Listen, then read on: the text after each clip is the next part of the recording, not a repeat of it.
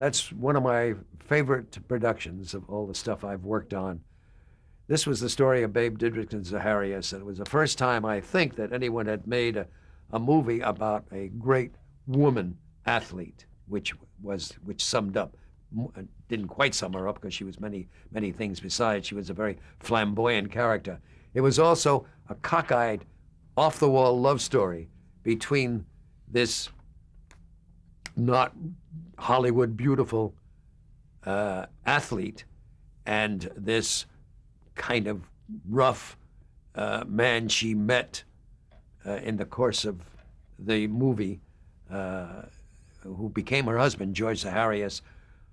In the course of trying to find somebody to play George Zaharias, we tested several people, and finally, George Zaharias himself, whom we had brought out from New York and was consulting with us on the production, suggested an athlete named Alex Karras.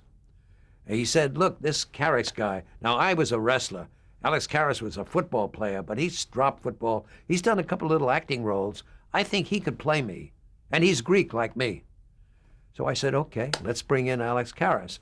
I then called the woman whom I had in mind from the very beginning. Norman Felton and I, who produced this, had in mind a wonderful actress named Susan Clark, who wound up winning the Emmy for her performance as Babe.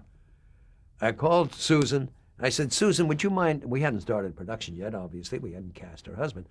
I said, "Susan, would you mind coming in and doing a test with this actor or slash, this football player slash actor, whom we think might be good for your husband in the movie, for George Zaharias?"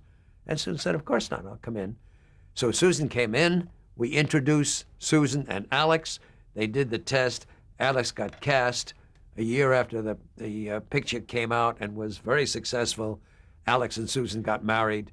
They're married to this day. I saw them a week ago. And very happily married. Susan, as a matter of fact, was present at an evening that celebrated my wife and me.